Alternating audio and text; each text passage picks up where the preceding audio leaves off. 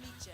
I will drive past your house, and if the lights are all down, I'll see who's around. One way or another, I'm gonna find you. I'm gonna get you, get you, get you, get you. One way or another, I'm gonna win you. I'll get you, I'll get you.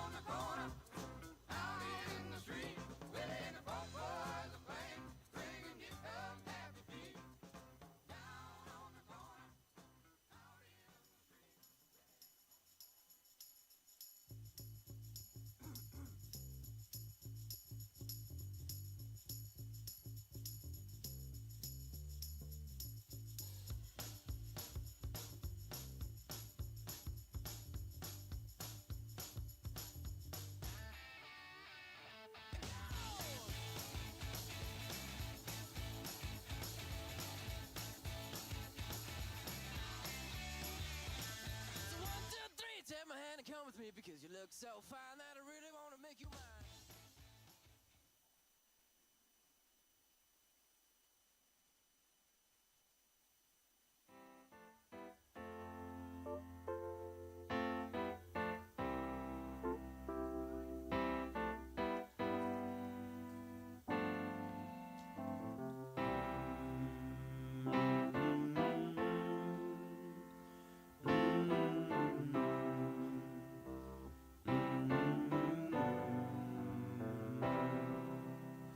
Sometimes in our lives, we all have pain, we all have sorrow. But if we are wise, we know that there's always tomorrow. Lean on me when you're not strong, and I'll be your friend. I'll help you carry on, for it won't be long till I'm gonna need somebody to lean on. Please swallow your pride if I have things you need to borrow,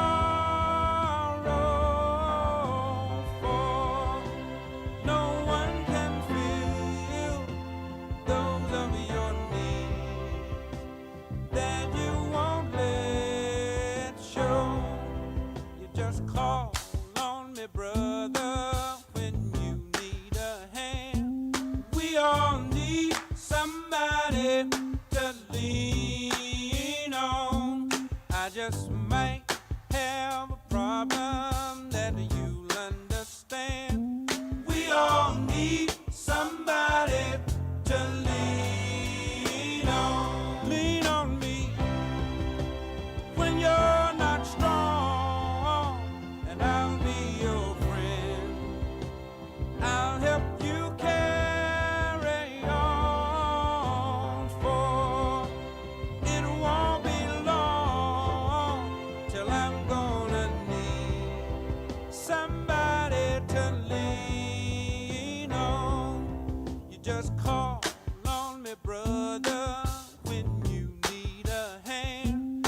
We all need somebody to lean on.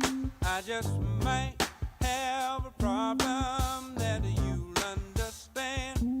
We all need somebody to lean on. If there is a load you have to bear that you can't carry, I'm right up the road. I'll share your load if you just call me. Call me if you need a friend. Call me, if you need a friend. If you ever need a friend, call me. Call me. Call me. Call me. Call me. Call me. Call me. If you need a friend, call me. Call me. Call me. Call me. Call me. Call me. Thank you. Be seated.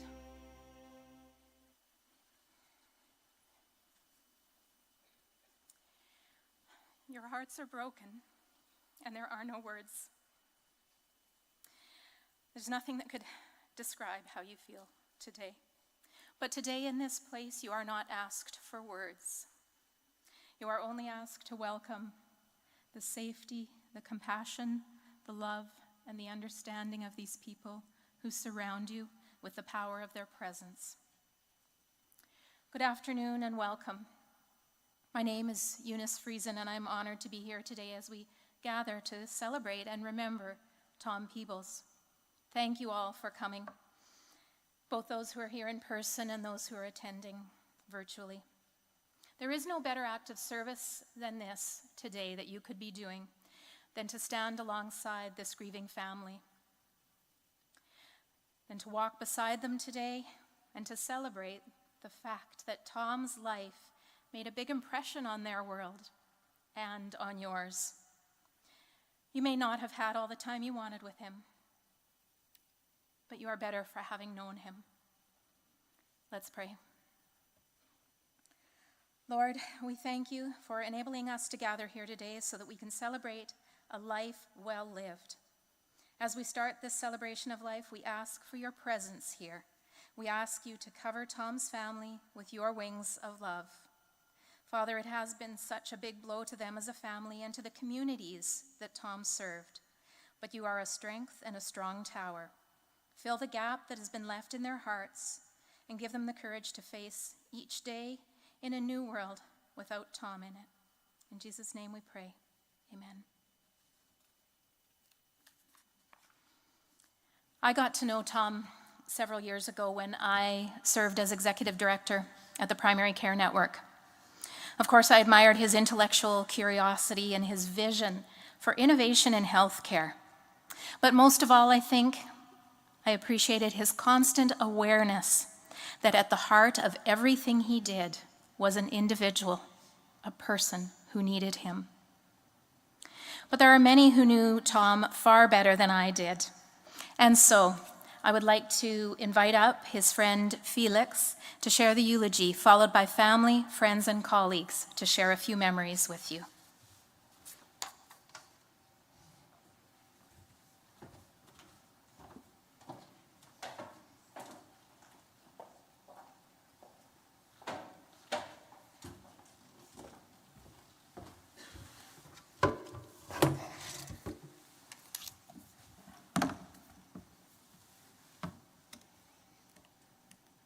Hope I remember the password.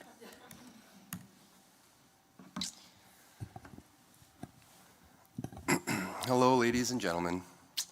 My name is Dr. Felix Sobelman, and I was one of Tom's closest friends. But more appropriately, as Tom proclaimed to me on a warm night a couple of months ago after several beers in my backyard, we were soul brothers, traversing space and time for the past 6,000 to 7,000 years. This means that for millennia, I have been the little devil on Tom's shoulder, encouraging him to push the limits of acceptable behavior. And he was the little angel on mine, encouraging me to act for the greater good and take a more reasonable approach to celebrating. Delivering Tom's eulogy here today is one of the saddest but most honorable things that I've ever had to do. I first met Tom in the back row of Torrey Lecture Hall at the University of Alberta in 1994.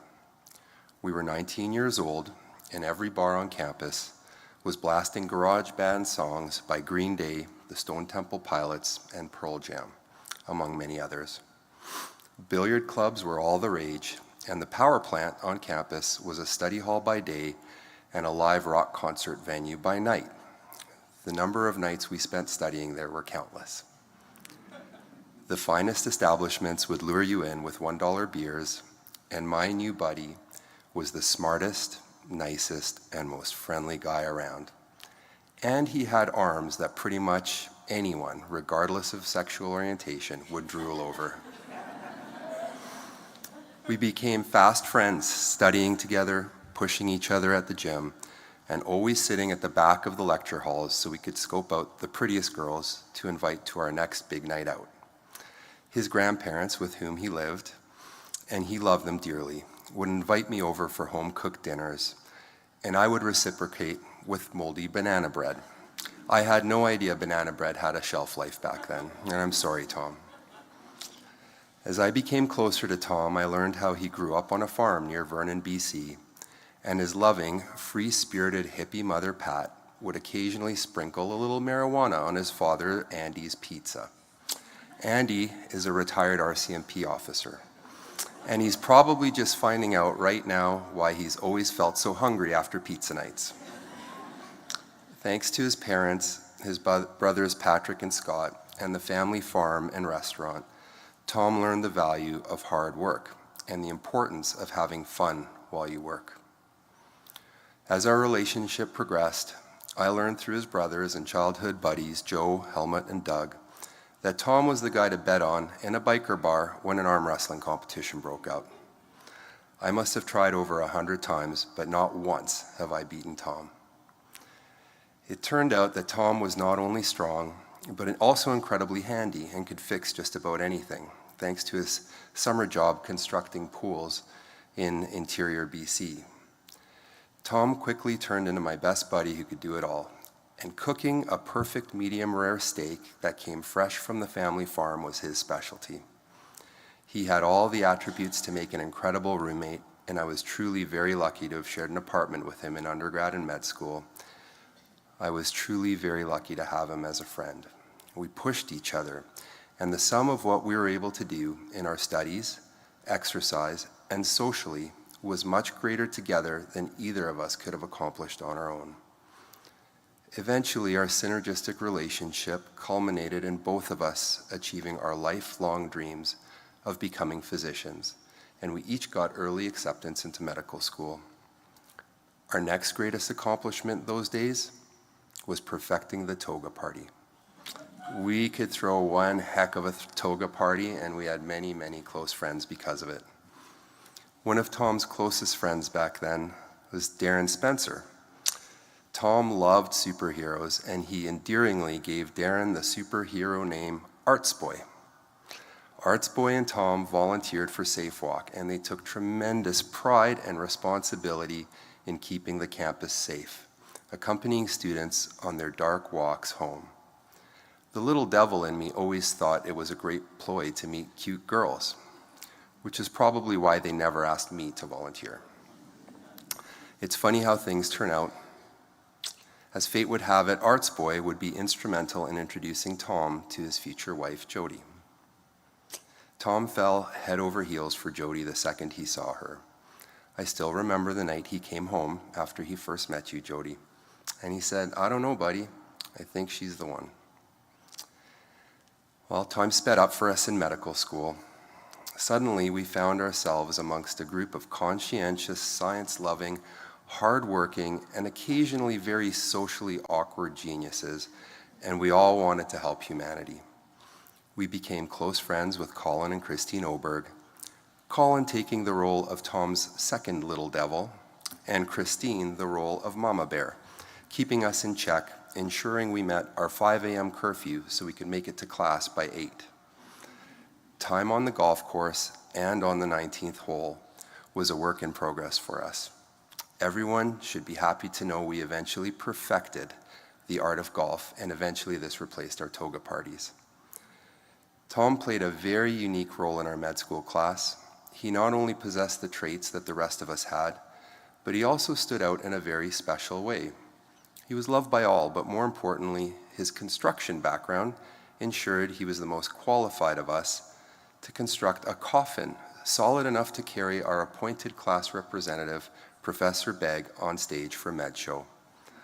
Other feats of construction included building several 6-foot-tall, anatomically precise replicas of human genitalia that could withstand several nights of dancing on stage, and a fly-by-night refrigeration system that would house a 3-foot-long beef tongue that was used as a prop for a duration of 4 days. Tom's contributions to the medical school class of 2001 will never be forgotten. Tom and Jody eventually got married in medical school, and all of a sudden, Tom's focus shifted to family life. The happiest I'd ever seen Tom was when each of his 3 beautiful baby girls were born. Brooke, Ava, and Scarlett, he was so proud to be a father to each of you, and the focus of his world shifted from Jody and him to each of you. Tom and Jody eventually moved to Grand Prairie, where Tom would work in Beaver Lodge and would take over the administrative leadership of the ER, and would struggle at times to find the work-life balance that would keep his family happy and the ER running. Tom and Jody have made wonderful lifelong connections in Grand Prairie, both personally and professionally, and have built a life full of friendship, support, and caring in this community. By my calculations, Tom would have worked approximately 3,600 ER shifts in his 20-year career, which would mean he would have treated about 100,000 patients. 100,000 times Tom would interact with someone in trouble, crisis, or pain.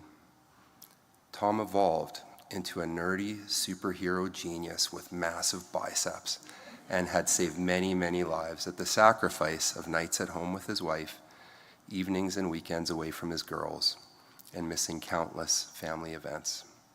He was always very proud of what he did, and despite the sacrifices that he had to make in his personal life, he always felt a tremendous sense of privilege to be able to help those in need. I'm so very proud of him. But no matter how stressful or hard work was, Tom only truly suffered if his girls were suffering. As a parent, he lived the adage that you are only as happy as your least happy child. It goes without saying that Tom loved you, Brooke, Ava, and Scarlett. And he was so very, very proud of each of you. He would talk about your grades, your dance competitions with more enthusiasm than anything that he had ever accomplished himself. I'd like to take a moment to give some insight into how Tom lived his life. He had several founding principles that guided him in everything that he did. He carried these his entire life, and he lived them subconsciously. They were intuitive to him, and they made them the very special man that he was. We would all be wise to learn from them. Teaching. Tom was a teacher. Tom always believed that to be truly knowledgeable was not about understanding a subject, rather is also to teach it. He had a style of teaching that was founded in being an incredible listener. He was never interested in forcing an opinion or an agenda. Rather, he would listen, and then he would take the opportunity, when someone was ready for it, to teach. It was all casual and matter of fact for him, part of daily conversation, where he would chat with someone about their physical activity, their diet, or mindfulness. Tom loved to teach others, and early in his life it was math, science, and medicine. Later, he would focus on well-being, nutrition, exercise, and even spirituality. Scarlett, your father absolutely loved interacting with you over your homework.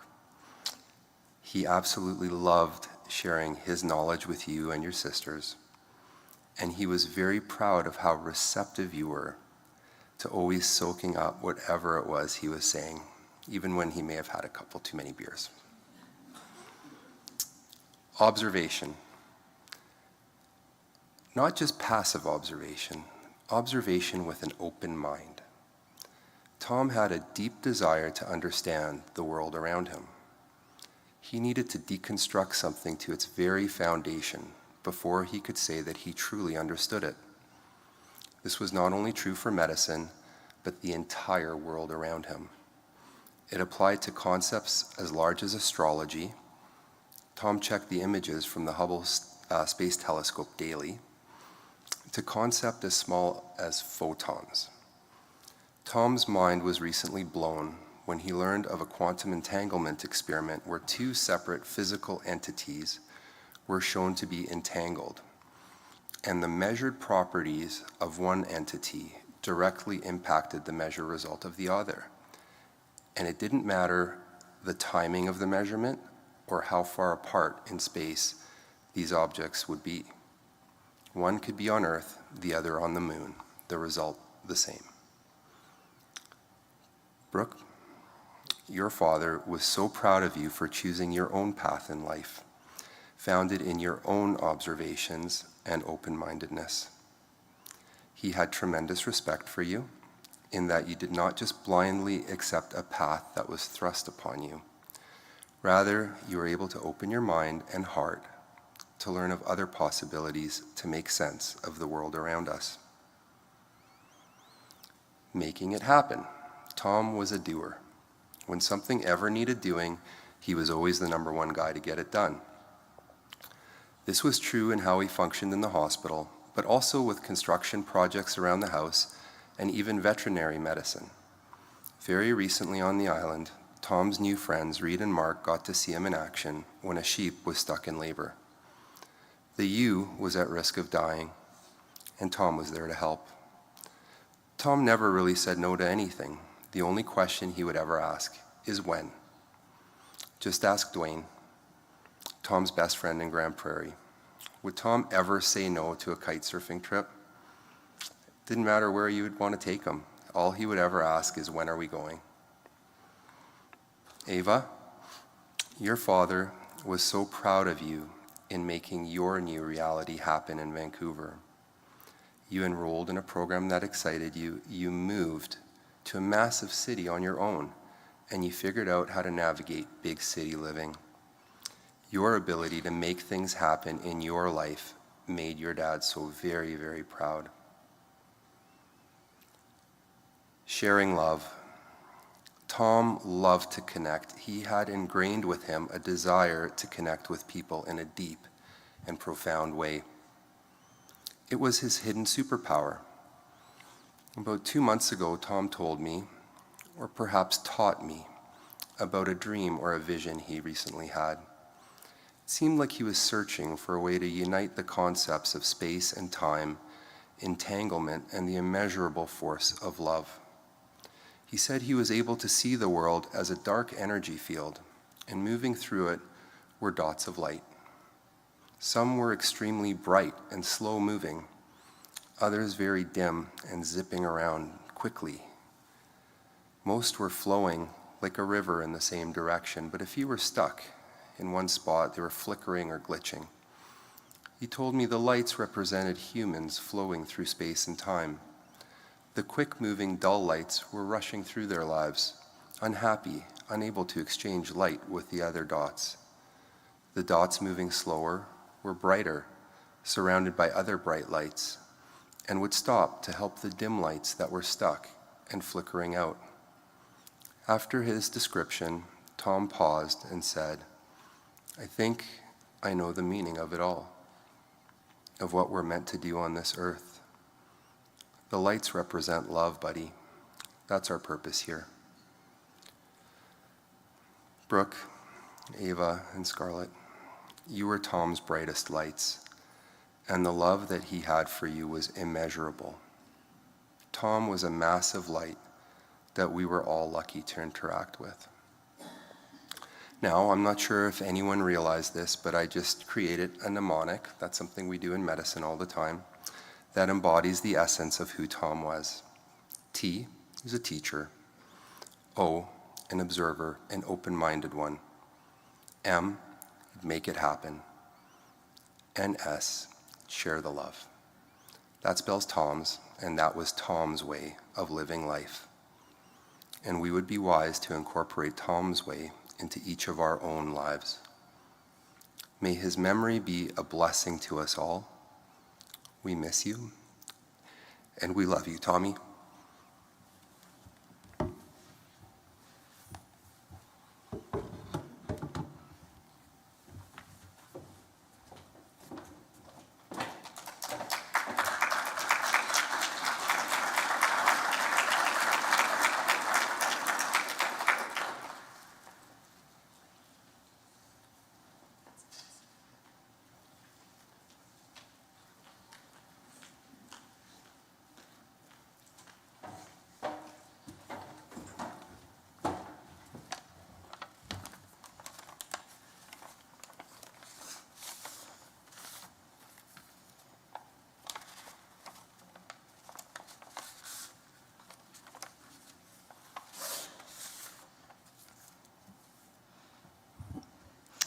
Felix, you're quite tall. Okay, that's better. Okay. First, I just want to thank all of you so much for being here with us to celebrate our dad. And just thank you for all of the prayers and the love and the support that we've received over the last handful of weeks. And we have just cherished every single message from every single one of you. It's been so special just hearing the different stories about who our dad was for people and what he has meant for so many of you, as I know he was for us. And his calm, tender, and caring spirit has definitely impacted so many lives, which has been such a blessing to see. And I know this is a loss that is felt not only in our family, but throughout our entire community, and anyone who had the privilege of meeting our father. Some of you may be wondering why the three of us chose to wear white today. We actually have a picture. Is this good? Okay. A picture of our dad at his high school graduation.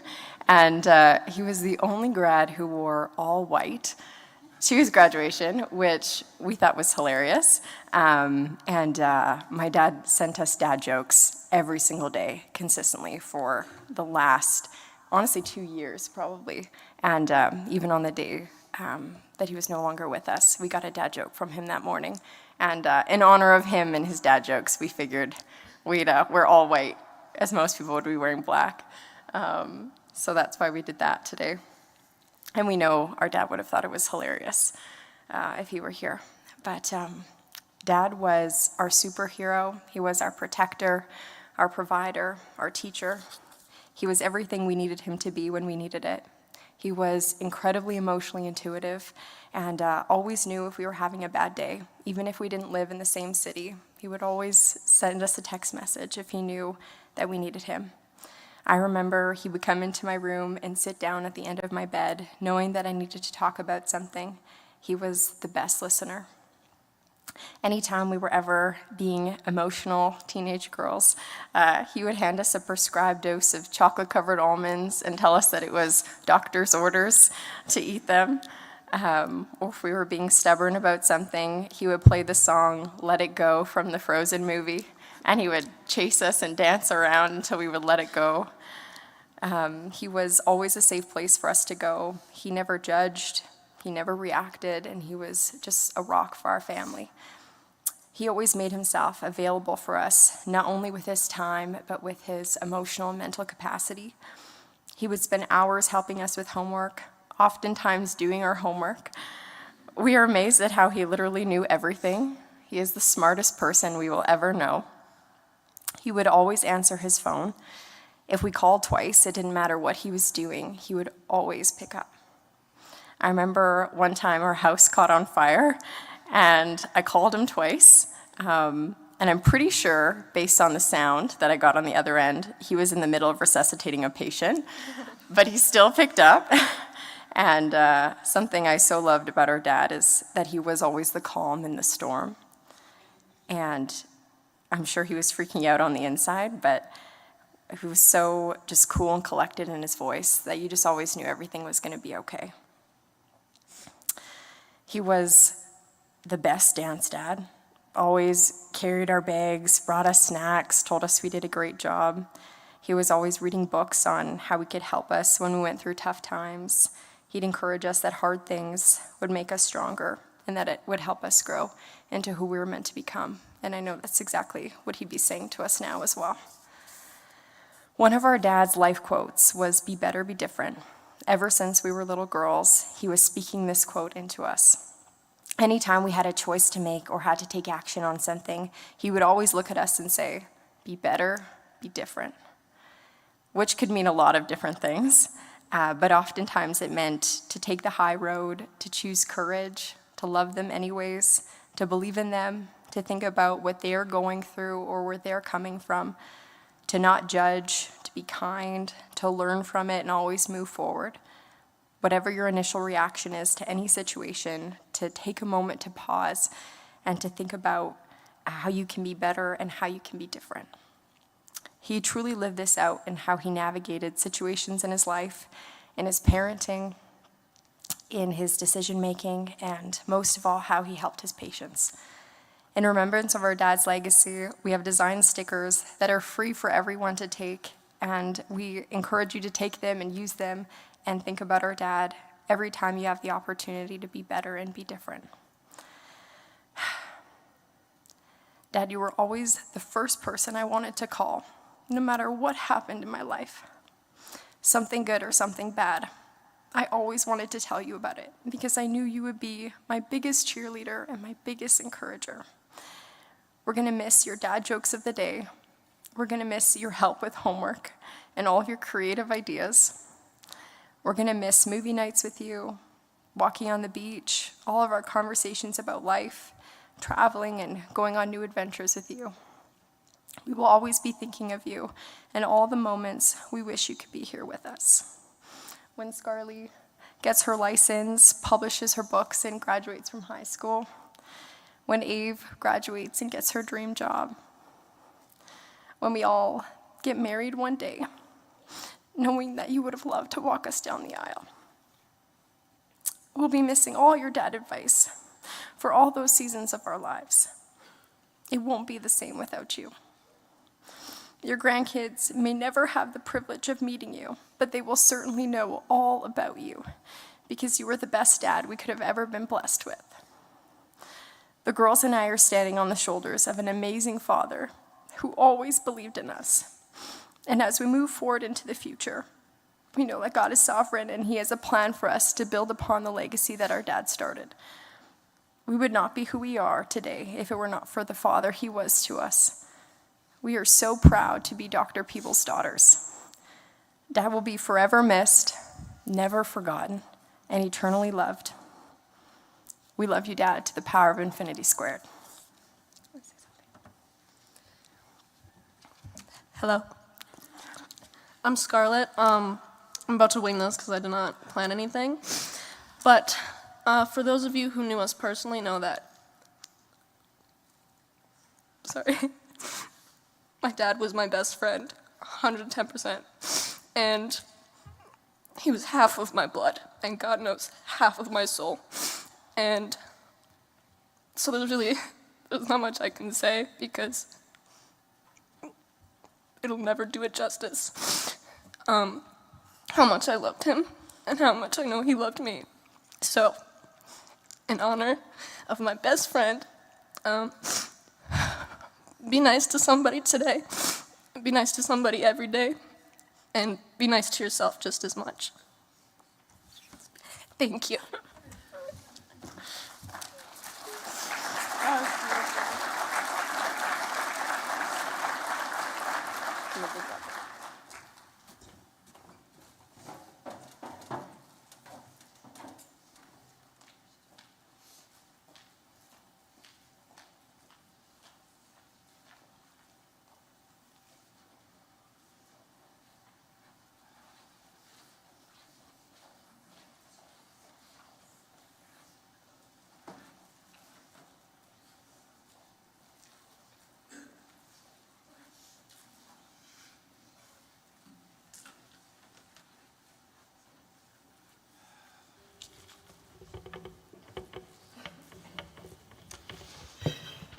My name's Patrick Peebles. Tom is my brother. He's brother to me and to our brother Scott, son to Andrew and Patricia, father to Scarlett, Ava, and Brooke, and friend and savior to many. He was and always will be my hero. From the time that Tom and we were very young, I always wanted to be just like him. He was smart, athletic, kind, ridiculously good-looking, and absolutely adored by everyone that he met. Since his passing, I've learned that there are many aspects of his life that I knew very little about. And it warms me to see that as much as Tom was my hero, that he was clearly heroic for a great many other people.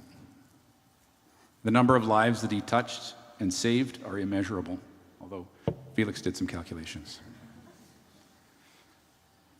Tom, I'm so very proud of you.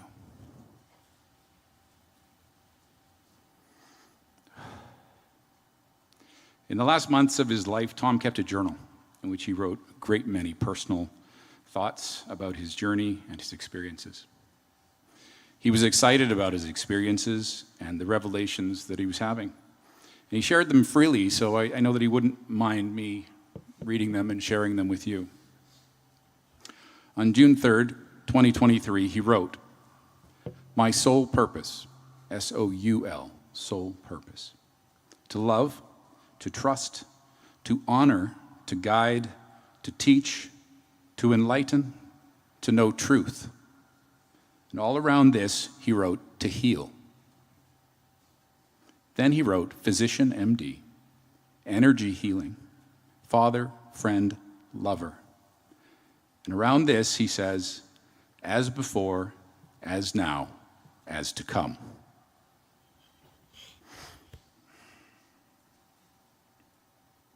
So you see, Tom was always a person of light and of love. That was his superpower.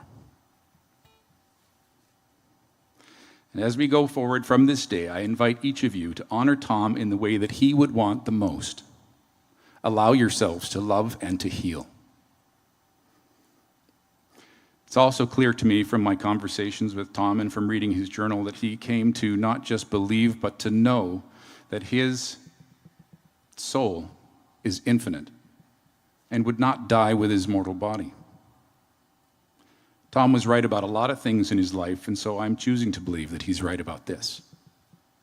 Tom is not gone. I will carry him with me for the rest of my days, and I encourage each of you to do the same. And if you knew him well, then you know exactly what he would say or do in good times and in hard times. So listen for his voice, and heal, forgive, and love. Do not wait until tomorrow to call the ones you love. Do not wait until next year to go for a visit. As Tom wrote in his journal, live life with gratitude. Savor now. He also wrote this mantra: I love you, I'm sorry, please forgive me, thank you. I forgive you, Tom, but there is nothing to forgive. There is only love.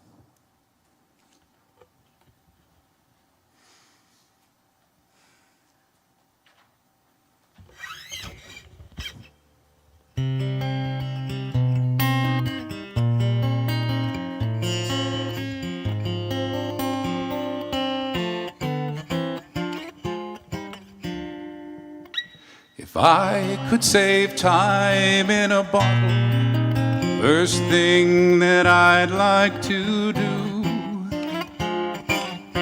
is to save every day till eternity passes away, just to spend them with you. If I could make days last forever, if words could make wishes come true, I'd save every day like a treasure, and then again I would spend them with you. But there never seems to be enough time to do the things you want to do once you find them.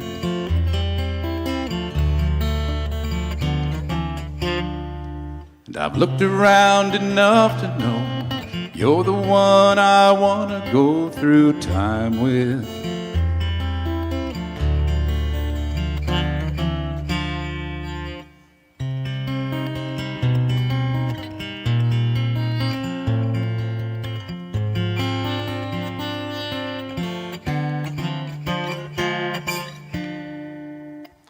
If I had a box just for wishes and dreams that had never come true,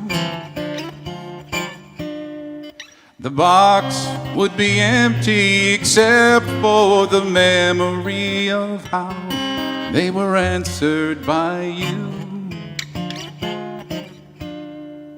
But there never seems to be enough time to do the things you want to do once you find them.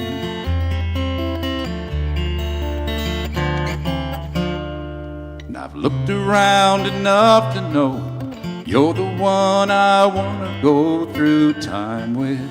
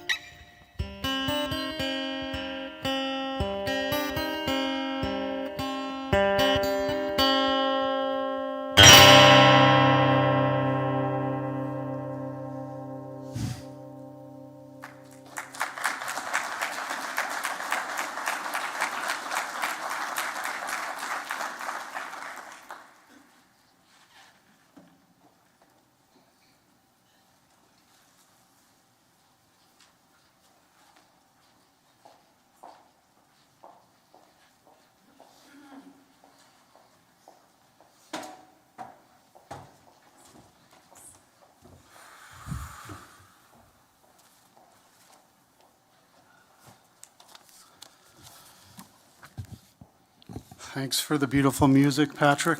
That's not going to make this difficult or anything. I got the sacrificial lamb time slot, I think.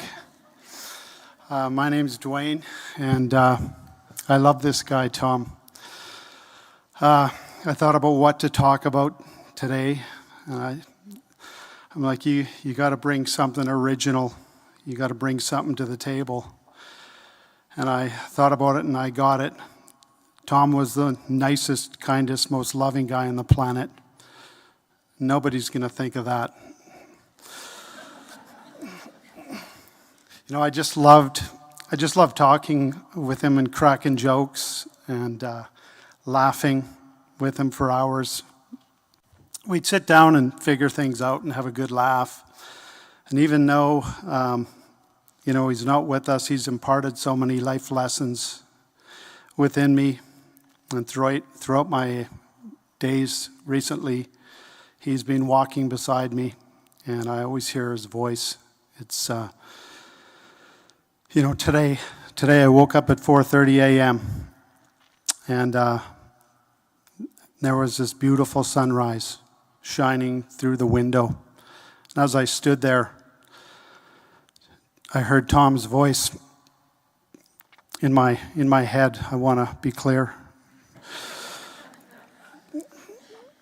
He said, "Hey, buddy." With Tom it was always, "Hey, buddy." That's where it started.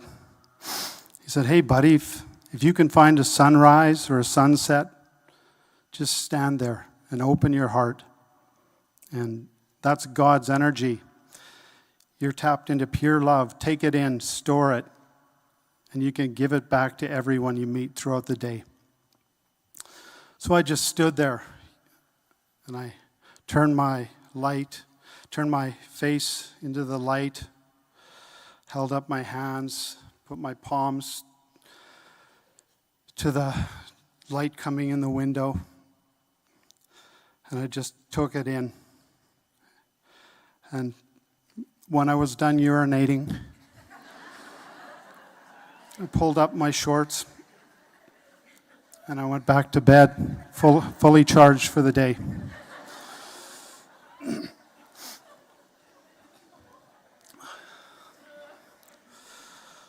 So I thought, what are you going to do with the most amazing person that spent nearly every waking hour of his life trying to figure out how to help people better, improve their lives, make their lives longer and stronger? It just seemed obvious. I needed to put together a video presentation, and it was going to be called How to Live Your Life Like Tom Peebles.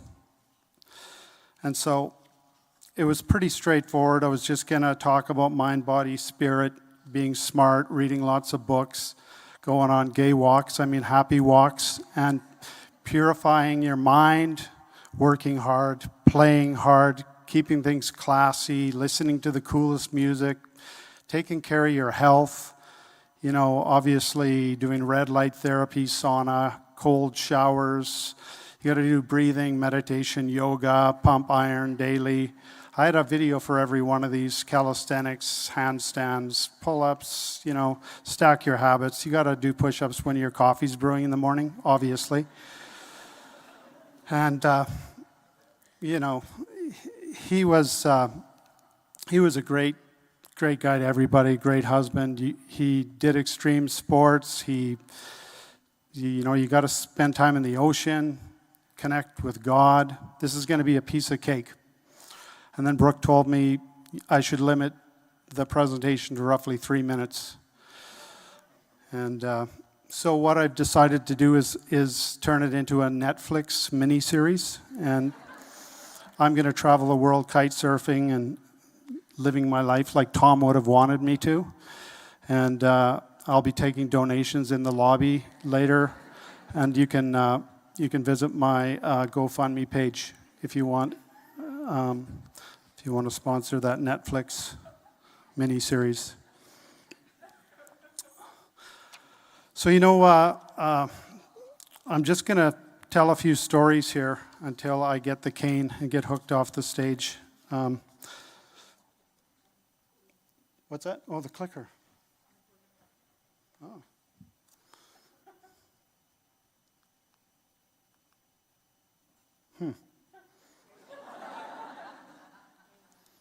Okay.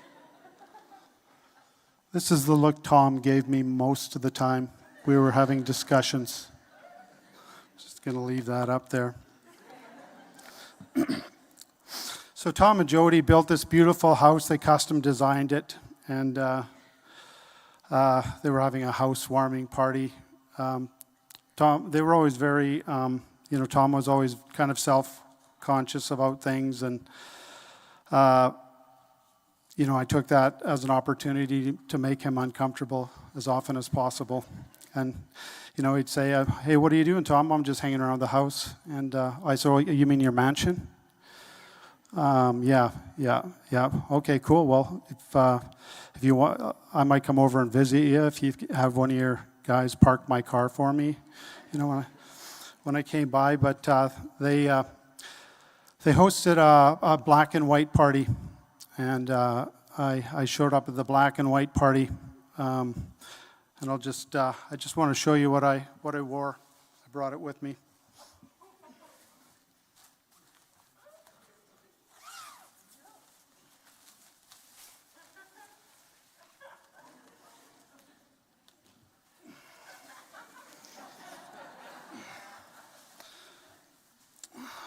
So when I showed up, Tom looked at me and he's like, hey, buddy, you realize this is a black and white party, right? Like, we're going to take pictures and all this stuff. And I'm like, yeah, well, you realize I'm colorblind, right? So I wondered what Tom would want me to wear up here. And so I thought I'd put this on. Yeah. But he was always a guy I loved to make laugh the most in life, and the energy that would come out of him was just beautiful. So maybe we should let's have a little cheer for Tom Peebles. Just get it out. This is a celebration. Tom.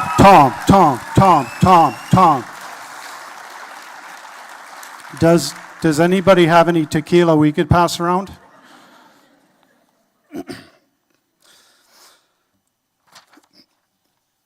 So, over the past week, of course, many people have been consoling me that knew Tom, and some of them said, I heard your friend died. What was he like? And I thought to myself, what was he like? If they definitely broke the mold when they made Tom, and I thought about this scenario. If they're up in heaven and it's like, we lost a good one. We got to put this goodness back into the universe. How are we gonna make Tom? We need to put a recipe together. And so I tried to think, what would you do if you needed to make Tom? And I came up with some rudimentary recipe. I said, the first thing, you're gonna have to take Jesus. And he was a lot like Jesus. And then maybe mix in a bit of Buddha and a little bit of Allah and keep it a little bit non-denominational, and that would be a good base because he was such a beautiful, giving person. But then you're going to have to kick it up a notch and work in a little bit of Gandhi, mix a little Gandhi in there, and you're going to maybe a little gender-neutral Mother Teresa. This is how giving was. And then, of course, what do you need? You got to put some Schwarzenegger in there. Not just for his muscles, but his determination. And then I thought, well, if you're going to go Schwarzenegger, you might as well go Superman, because he loved the superheroes, and he was like a living Superman. And then Tom had a good sense of humor, so of course we want to put some Bill Cosby in there. Just joking. We're going to just put a guy that tells good dad jokes in there. And then, being the smartest person we ever met, we definitely need to mix a little Albert Einstein into that mix as well. And we're just going to sprinkle and finish it off with a little bit of McSteamy McDreamy. And that was my recipe I came up with. So Yeah, Tom and I, we cracked jokes continually, and it was always about pushing the envelope, how far we could go with it. And one of the unfortunate byproducts was sometimes having a slightly obscure avant-garde sense of humor. I would offend some people inadvertently, and Tom absolutely loved to hear every time I did that. Like the time I went for my haircut, and obviously the woman the lady didn't appreciate my sense of humor when I got the phone call at my kid's soccer practice that I wasn't really welcome back in the hair salon. Tom was in tears when I told him, and he's like, okay, Tommy guns, check. So from here on in, that was the running joke. We could be anywhere, and he was like, Grand Prairie Tennis Club, check. Denny's, check. Yeah, so I'm going to blast through a couple of pages here before I get some dirty looks.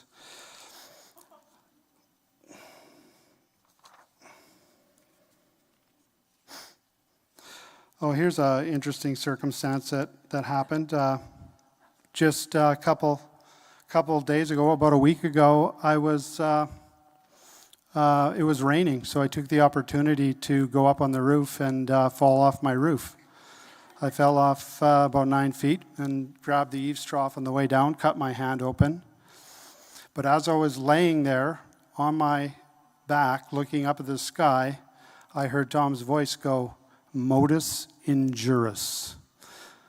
And so I saw his head shaking, that look basically. And, he always wanted to protect us all. And a little bit after that, my daughter and I went for sushi. And the lady came up and said, can I take your order? And she said, what happened to your finger? I said, I fell off my roof. And she says, you have a license? I said, license for what? To be on the roof. I'm like, no. You stupid. And I thought to myself, has Tom Peebles, the spirit of Tom Peebles, entered your body?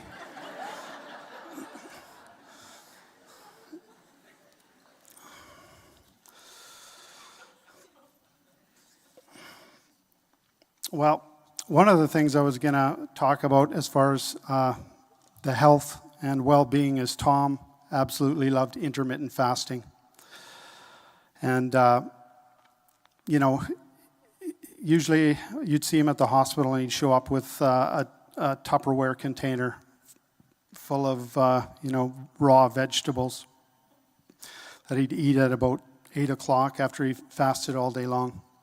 And I used to love coming by the hospital if I was in the area, and I'd pick up like a Baconator combo with large fries, large Coke, and a box of donuts for the nurses, and drop those up. He always appreciated it, and he ate it because the guy could definitely eat like a horse. He had a metabolism like nobody I know. He could eat more stuff and stay in better shape. He was in such good form. But like everything with the intermittent fasting, he got me doing it, and I tend to take things to the extreme. So before we went on our trip to South America, he said, you should go on the fast, buddy, and probably lose a couple pounds, get in a little better shape. And I'm like, okay, cool. So went on the fast 1 day, 2 days, 3 days went by, and he's like, wow, we should probably wind it down, yeah. I'm like, well, I'm feeling pretty good, man. This is great. So 5 days, 6 days, 7 days. Well, on the 12th day, he started saying, no, you got to eat. And he warned me, you got to get back to a normal diet. And he says, for the first day, you got to have bone broth. I'm like, that sounds kind of whatever. But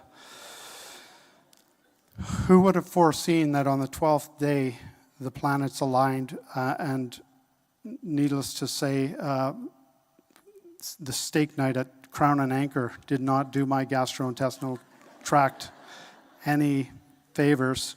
We left on our journey, and for the first 2 weeks, I could only eat like 2 bites of every kind of food, and I'd have to give the rest to him, and he was more than happy to eat it. We were like an old couple. We usually, divided our meals. Kind of, I'll have the chicken, I'll have the beef, and we'll split it down the middle, but it was like 80-20 most of the time. But aside from that, he used to do keto, high-protein diet, and I would do that. He talked me into that as well, or as I like to call it, certain uncurable constipation. One time I had it so bad after he had me try the probiotics and then the prebiotics and then the laxatives and then the enemas, and then after trying everything, he's like sent me in for an x-ray. And he came by, he dropped by and he says, got out his phone and he says, check this out. He says, I was right all along. He says, have a look. I have irrefutable scientific proof you are completely full of shit. I said, well, you call yourself a professional, I demand a manual disimpaction.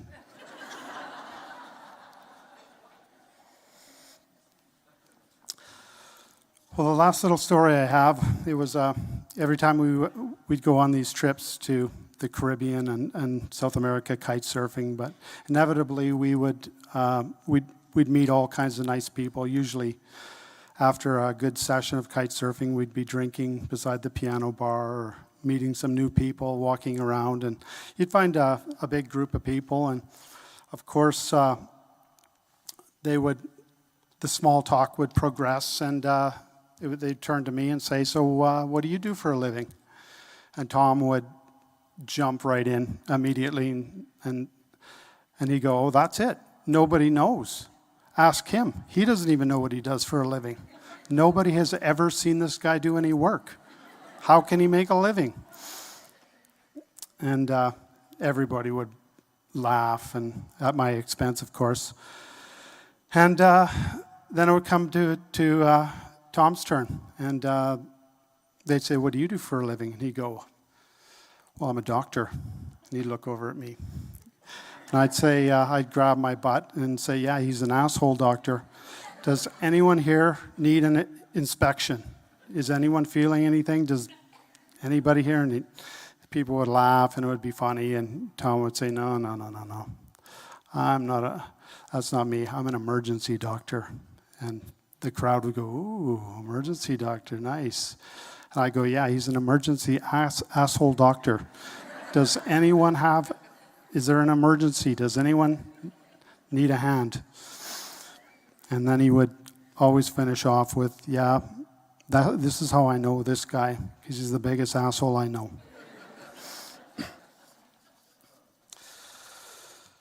Well, which brings me to the closing paragraph, where I become a sobbing, unintelligible idiot. Tom was such a good guy. He was a great friend to me and a great friend to my group of friends. He watched over us and took care of us while we took risks doing what we loved. It's not fair, and it was never expected that he would be the one. He was a beautiful father to his kids, and he was a beautiful father.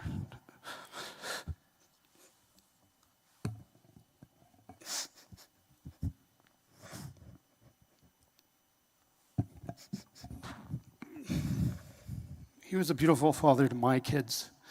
He took my son Kai quite recently, mentored him for a week on the island. We needed him, and he was always there for us. There was no limit to his love and generosity. We'll miss you forever, Tom. My heart has been broken, but You gave me the tools to fix it. Carry on. See you again someday, buddy. I love you.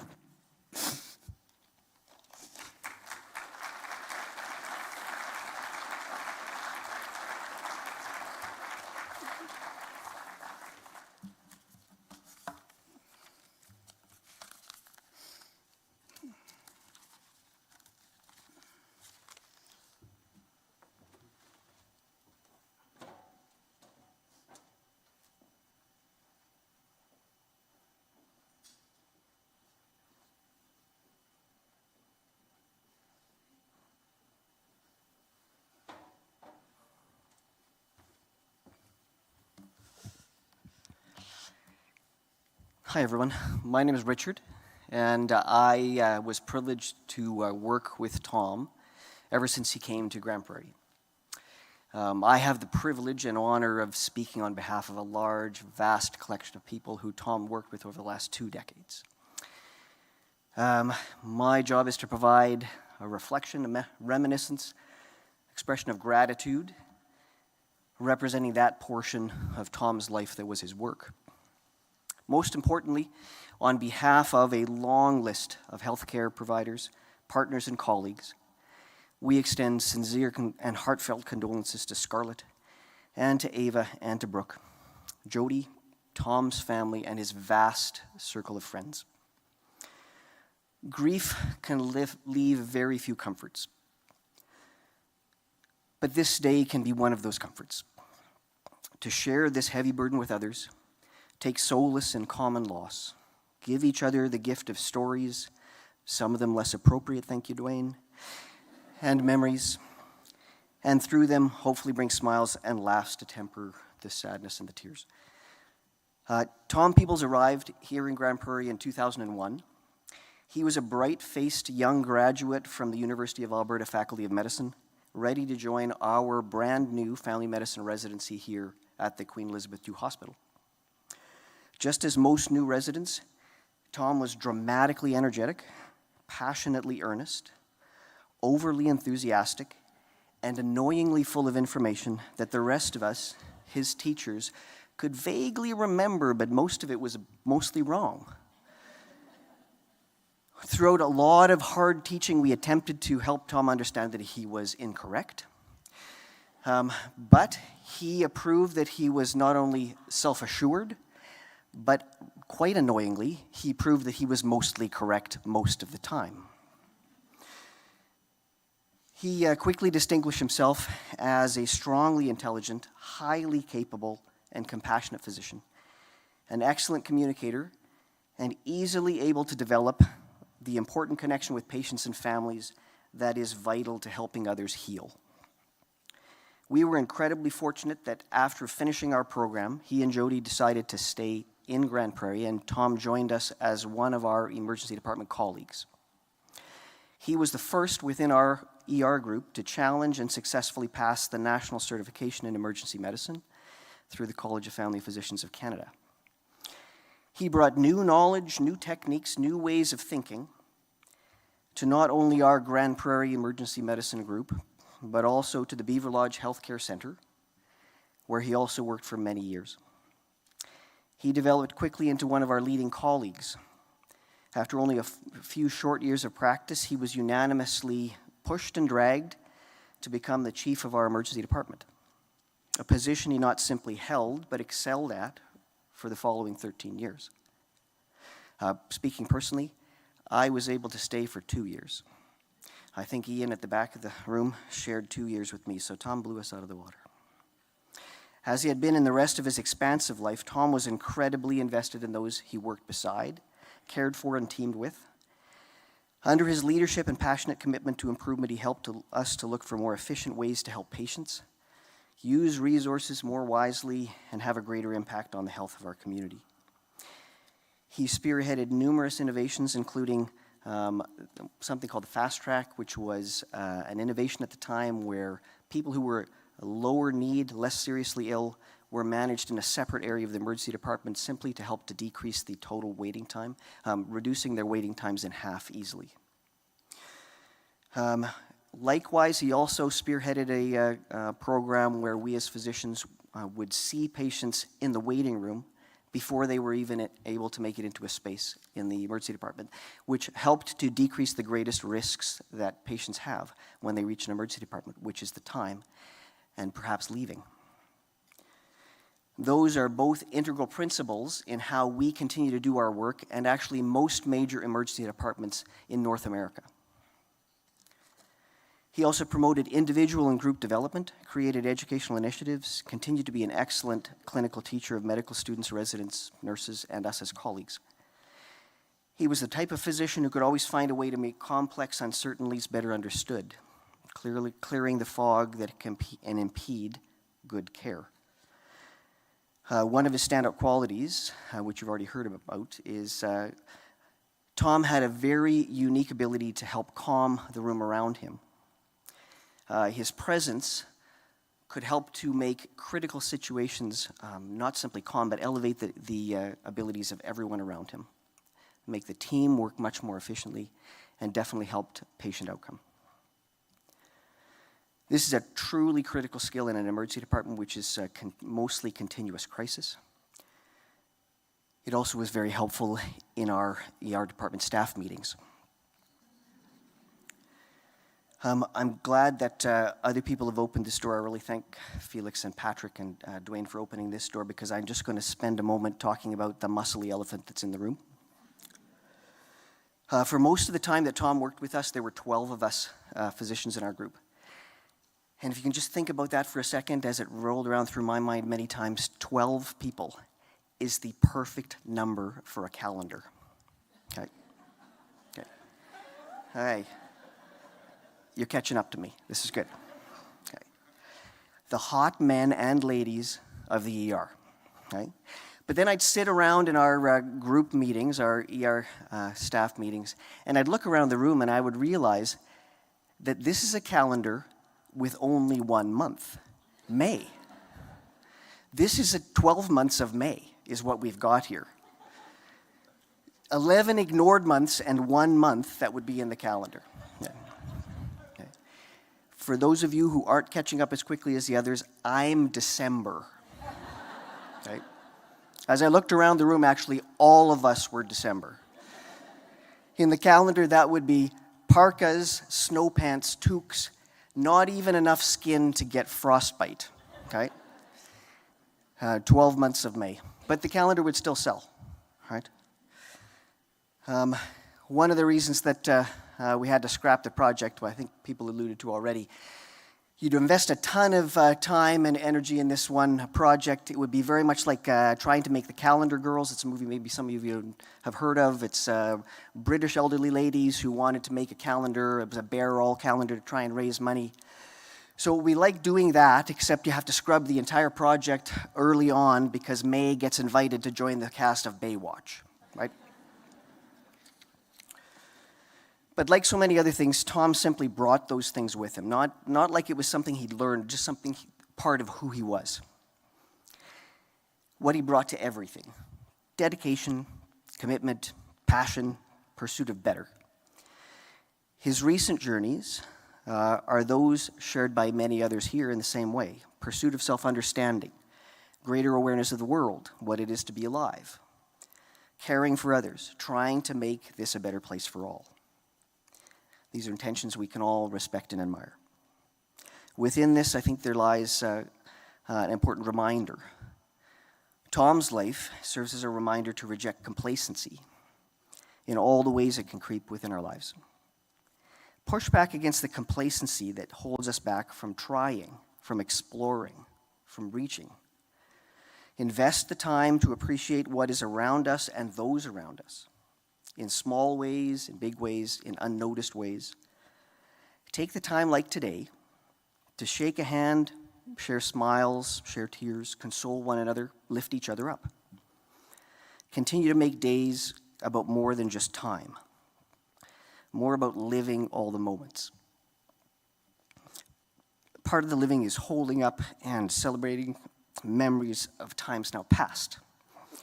My memory of Tom, which I think is shared by many, will be of his smile, his chuckle, his very sharp mind, the tremendous privilege he felt about his work, the care he showed for others, and his commitment to do better tomorrow. And may we all be equally fortunate.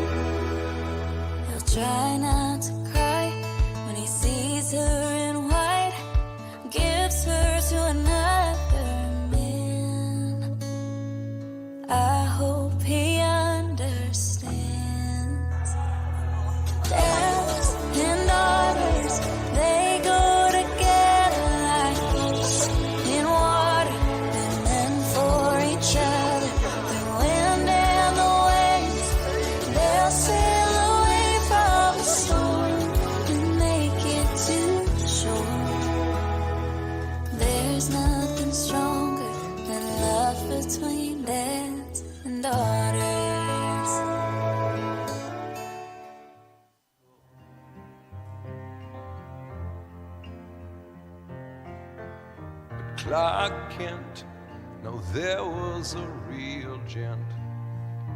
He would not be caught sitting around in no jungle scheme. dumb as an ape doing nothing.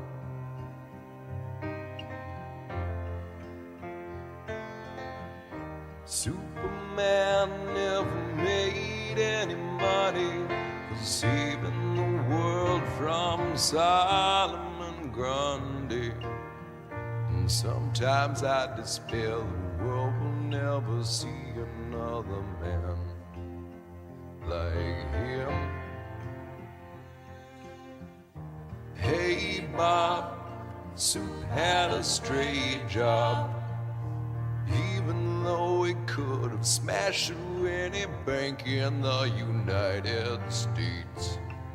Well, he had the strength, but he would not.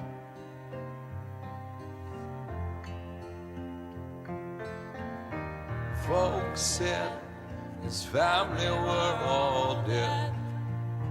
Planet crumbled, but Superman, he forced himself to carry on.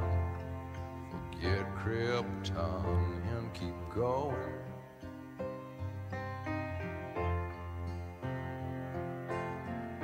Superman never made any money for saving the world from Solomon Grundy. And sometimes I despair the world will never see another man like him. Tarzan was king of the jungle and lord over all the apes,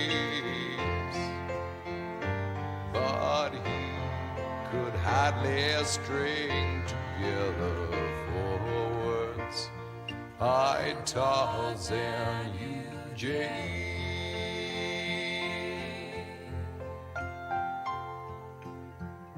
Sometimes when Soup was stopping crimes, I'll bet that he was tempted to just quit and turn his back on man. Join Tarzan in the forest.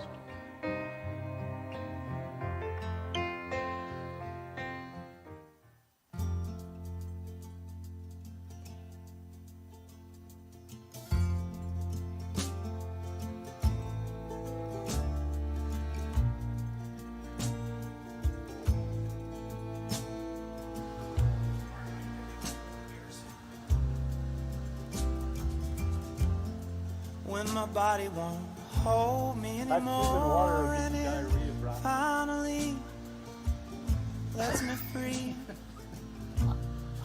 will I be ready? When my feet won't walk another mile and my lips give their last kiss goodbye, will my hands be steady?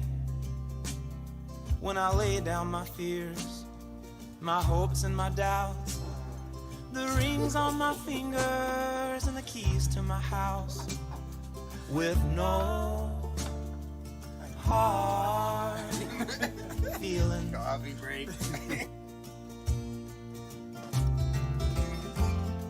When the sun hangs low in the west and the light in my chest won't be kept, held at bay any longer.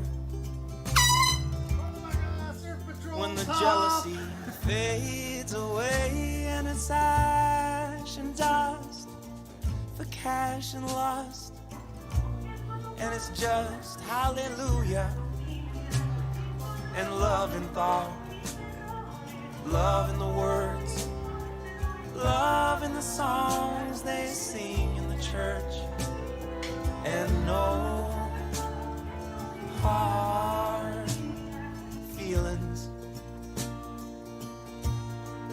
Lord knows they haven't done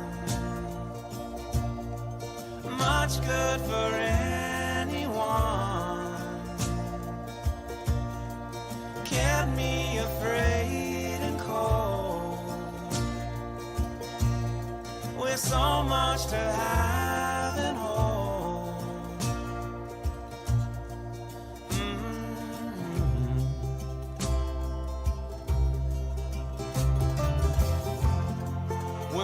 body won't hold me anymore, and it finally lets me free. Where will I go? Will the trade winds take me south through Georgia grain, or tropical rain, or snow from the heavens?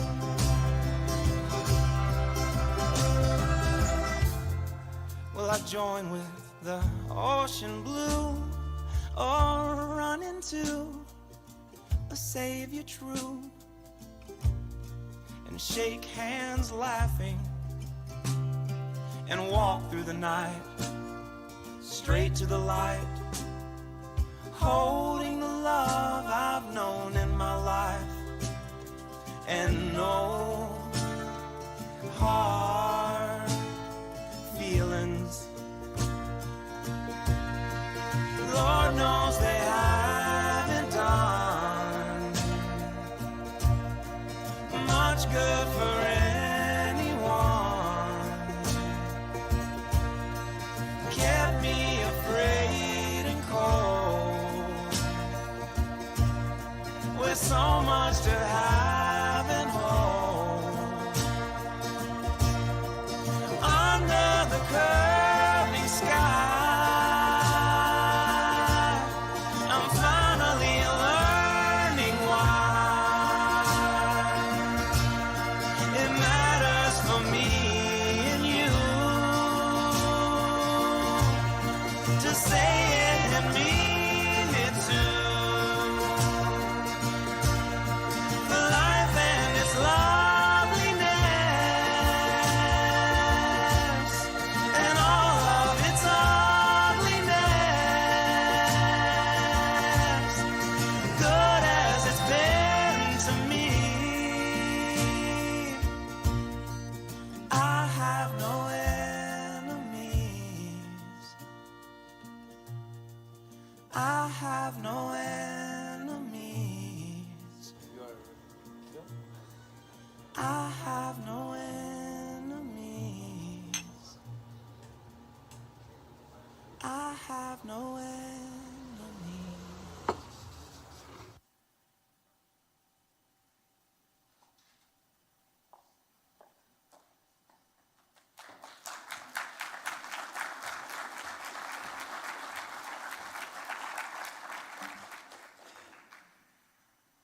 Thank you all for your words that you shared.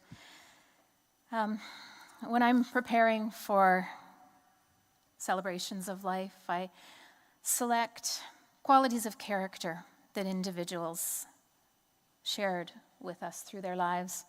And as I was looking through what I might consider for Tom, well, I'll read you a few.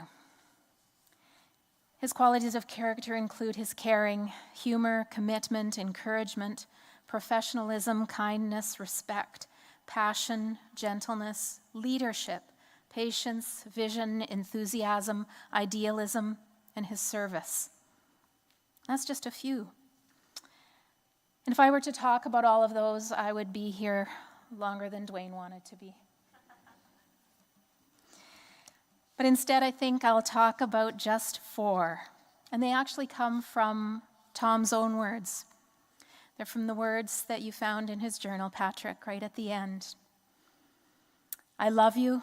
I am sorry. Please forgive me. And thank you. These 4 short phrases actually come from Hawaiian culture, and they are known as the Ho'oponopono prayer.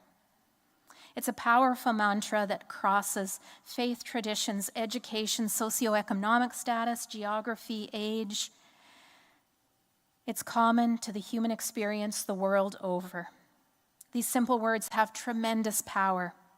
They contain the power of repentance, forgiveness, gratitude, and restoration. The Ho'oponopono prayer is often used in end-of-life care, as it encapsulates, very simply, the spiritual tasks of a dying person. But many of you, most of you, work in healthcare, and you know better than most that no one is promised a tomorrow. It is abundantly clear as we gather today to celebrate a life that none of us expected to end so soon. So I would like to challenge each of you to reflect on these words and not save that until you know you're at the end of your life. Rather, live by them every day that you can. I love you. I am sorry. Please forgive me, and thank you. I love you. The virtue of love is at the center of our being. It is the vital force that gives us energy and direction.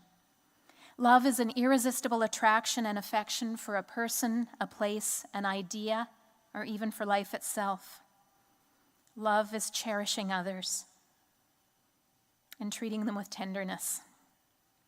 Love thrives on acceptance and appreciation, and love has the power to heal.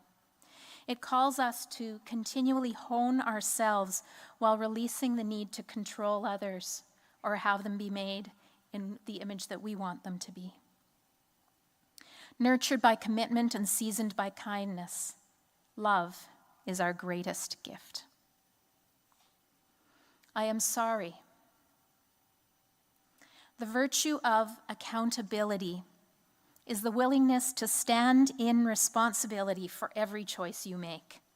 It's acting with integrity and doing what we say we will do.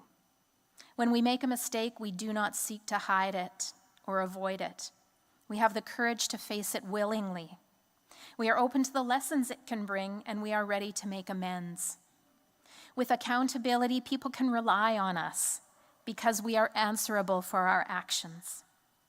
We appreciate both the good that we have done and the good to be gleaned from the choices that didn't turn out so right. Please forgive me. The virtue of forgiveness is a profound act of letting go, releasing the burden of resentment, and finding compassion within oneself. It involves relinquishing the desire for revenge or retribution, and instead embracing the power to heal and to move forward. Forgiveness is a transformative process that enables individuals to break free from the chains of anger and hurt, granting themselves and others a chance for redemption and growth. It requires courage, empathy, humility, and a willingness to understand the humanity and fallibility in both oneself and others. Ultimately, forgiveness offers liberation, peace, and the opportunity to forge deeper connections and restore harmony in relationships and communities. Thank you.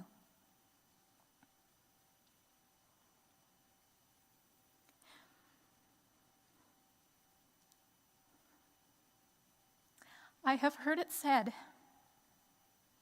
that if the only prayer you can ever utter is thank you, it is enough. The virtue of gratitude is a constant attitude of thankfulness and appreciation for life as it unfolds. Living in the moment, we are open to abundance around us and within us.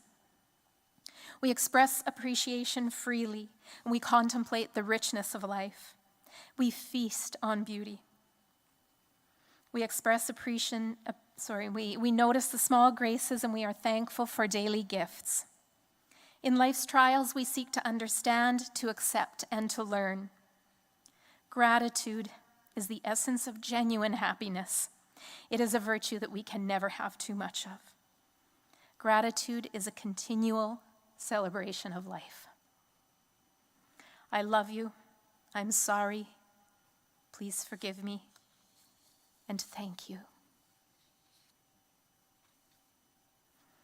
In a few moments, we'll be moving over for a time of visiting over refreshments. Tom's family would love it if you would stay and share some memories and some stories, maybe some tears, and hopefully some laughs as well. And I know you have many memories and stories. If you would like to make a memorial donation in Tom's name, there are 3 QR codes on the back of the card that you have. Each will take you to organizations that support people experiencing homelessness in communities that were important to Tom. If you're having trouble focusing on your camera on just one, just pinch out to zoom your screen in on one of them and it will work. You may also do a random act of kindness for someone. This one might cost you nothing, yet it can be priceless for the recipient. There will be no formal interment for Tom. Rather, his ashes are likely to be scattered in a few locations that he loved and that were important to him. Now, rather than closing with prayer, I'd like to end our time together with a message of gratitude and releasing Tom's infinite soul from this world. You're welcome to bow your head and fold your hands or raise your hands up, hands over your chest, eyes open, eyes closed, whatever is comfortable to you, whatever feels right. Tom, you are so dearly loved. You are in our hearts and our minds and will carry you with us as we move forward with our lives. Everything you have done is still done. Everyone you love is still loved. Everything we've learned from you is still learned. And so, we will let you pass from this world for which you did so much, for which you continue to do. Because when we walk this earth, we walk it with you. You leave us with the strength and pride to do what is good and right. And your memory will guide us, just as you did when you were at our side. For this, we say thank you and goodbye.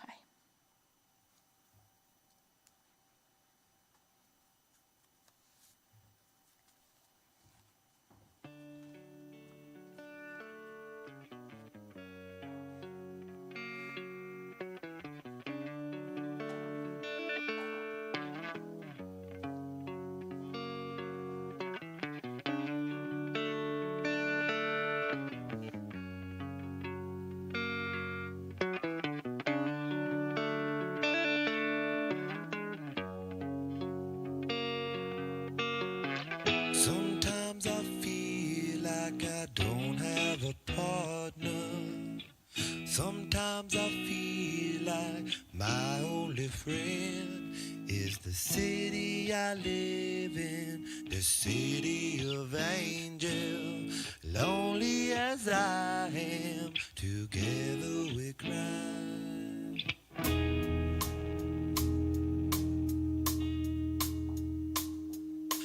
Drive on the streets 'cause she's my companion.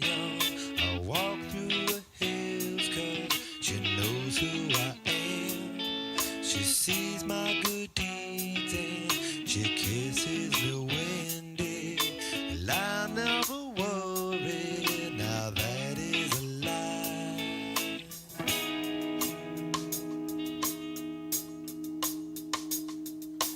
I don't ever want